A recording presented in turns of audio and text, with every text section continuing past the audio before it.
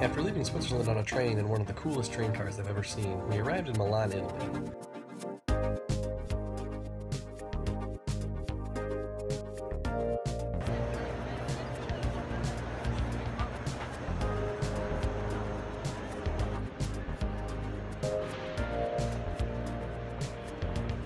We only stayed there for one day, but we did visit and climb the Milan Cathedral while we were there.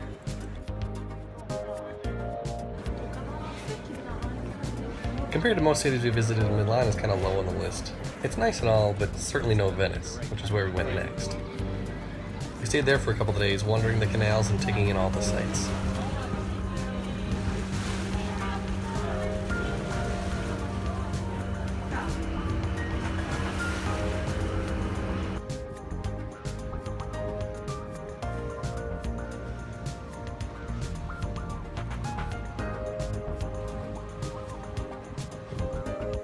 Navigating the city can be a challenge as canals impede your path and the alleys get so narrow you sometimes start to wonder if you're supposed to be there at all.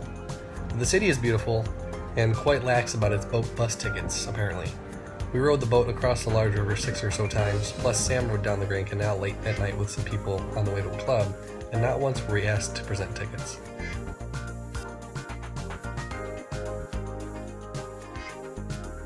While during our trip to Italy we didn't make it to the Leaning Tower of Pisa, but that's okay because Venice has leaning towers of its own. Damn boat's blocking my shot. How dare they get in my eye line. The city gets quite peaceful during the night with only a few places open after 9 or 10 p.m. and it makes for some fantastic midnight walks.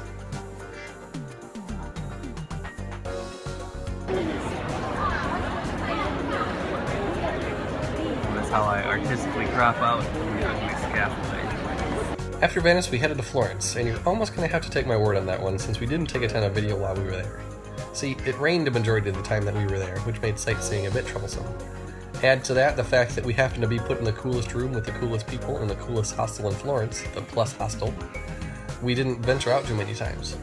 The hostel had an indoor pool, a sauna, a Turkish bath, a rooftop terrace, and a whole bunch of awesome people to hang out with. We did manage to make it to the famous Ponte Vecchio Bridge, which is a bridge with shops along its sides, and is one of the only pieces of Florence that wasn't destroyed during World War II. And we got to see a couple of great cathedrals and wander through a local market. Next we headed for Rome, which was every bit as cool as I hoped it would be. The Colosseum,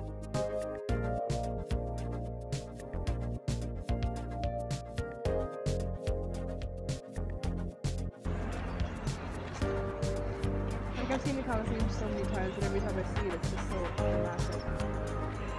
the Roman forums,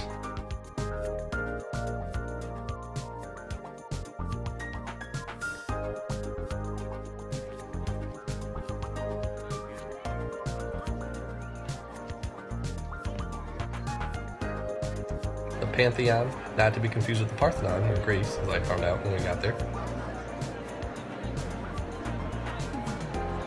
And one incredible structure I had never actually heard of but was blown away by, the Altare della Patria, which was built between 1885 and 1925 and holds the tomb of the unknown soldier. It's an enormous and beautiful sculpture, but as beautiful as it is, it's rather controversial in Rome and opinion from locals is somewhat negative. This is due to the fact that a large portion of Capitoline Hill was destroyed during its construction, and while it is stunning, the styles and architecture used in its design are more Greek than Roman. The stark white marble in contrast to the older, browner buildings surrounding it leads many people to refer to it as the wedding cake. The Colosseum and Rome forums really stole the show for me, however. The sheer scale of it was vastly impressive, and the crumbled state of a lot of the structures made me yearn to know what it looked like when it was all still standing and new. After that, we headed to Bari, Italy for the night so we could catch our ferry to Greece, where we would visit Athens and a fantastically beautiful island called Mykonos. Stay tuned and thanks for watching.